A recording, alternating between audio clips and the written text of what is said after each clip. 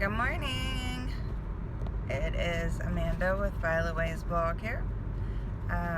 This morning I was listening to a Joel Osteen video, and he was talking about so often we judge people without knowing their story.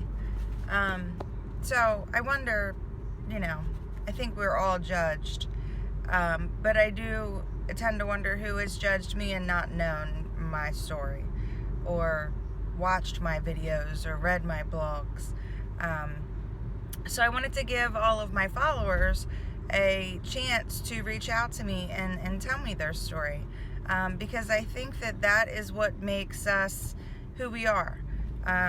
We might get weak, we might have a bad day. Often a bad day is perceived as a bad life, and that's not true. It's about brushing off all of that stress and that, different circumstances that have made you feel that way. And lately, I have a couple of friends who have came to me for guidance in their current relationships. And I must say that I had wrote a blog a few months back, and I even think I did a vlog on it, about how, when we condone certain behaviors, and you probably don't even realize that you condone the behavior, because you forgive them, and you think forgiveness means that, there'll be a better outcome from it. I think often when we forgive people, it's to, yes, continue the relationship, but it's also to have peace within yourself. Because when you forgive somebody, you let go of all that anger and resentment, and you move past it. And that's good for personal growth.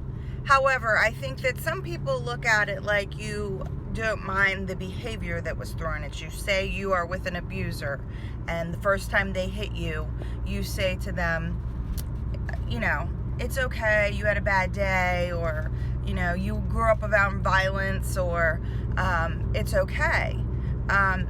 How many of you they've hit you again then? Because you've condoned that behavior by forgiving them. I think that what people need to realize is that the forgiveness is so that you can grow, so that you can learn to let go of circumstances. And I think that also respect is something. If you let someone call you bad names and mentally abuse you, you are letting them, and by, again, forgiving them, you are doing it for yourself. But often the abuser thinks that you've condoned that behavior and you've made it okay by forgiving them. And I think that we need to realize that respect for yourself is that you don't tolerate behavior of someone disrespecting you. So the abuse is not something that's a respectable action. And this could be somebody calling you bad words, somebody calling you a cunt. No, that is unacceptable, especially if that's your spouse, your partner, someone that is supposed to love you on good days and bad, someone that is supposed to grow with you, someone that is supposed to be your other half. That behavior is unacceptable. And I think that person needs to know that just because somebody forgives you doesn't mean that they're condoning your poor behavior. As people, we need to grow. We need to learn how to treat other people. We need to show other people respect, especially if you're in a relationship with this person. Okay? Psychologists say that it takes 3 years to actually know somebody, know everything about them. If you can look at somebody after 3 years and say, we don't have any common interests, you don't respect me, I don't agree with the way that you treat me, then maybe that is not the person that God has assigned to you. Maybe that is not your other half. Maybe that is not your soulmate. Maybe that is not the person that you are supposed to be spending the rest of your days with. So I think that in a lot of circumstances, we need to sit back and reevaluate how people treat us, and if they should be in our immediate circle or maybe the outer circle. My story was, before I met Brandon, I was in some abusive relationships. And you know what? I know that by me saying, okay, I forgive you, it made that person think that that was okay. It made him think that I was condoning his behavior, and that was not the case. And the abuse got worse and worse and worse and worse until he tried to bite my lip off. Okay? And I had to leave.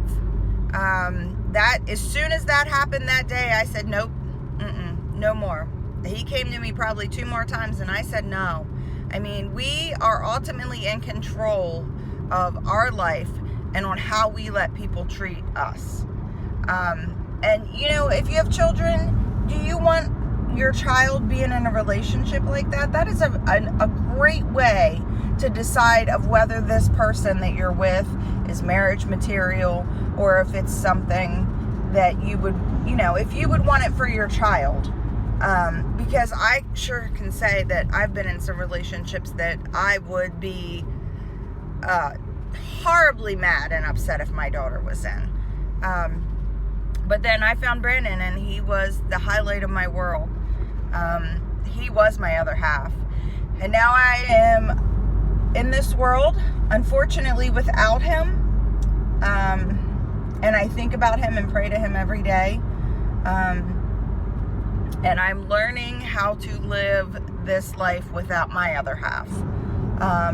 You know, there's lots of things that you can do to keep your mind occupied, and that's what I do. Horses, you know, hanging out with my best friend and my nephew, you know, working a lot, trying to pay bills, trying to keep up, keeping my house clean. I have a lot of animals. If you followed my blog, we have a potbelly pig.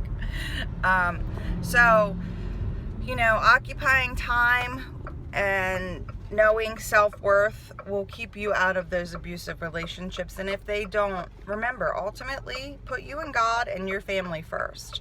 If it is not helping you grow, then that is not something that you need in your life. I hope you all have a fantastic day. Remember, violetways.com. Check it out. Have a great day.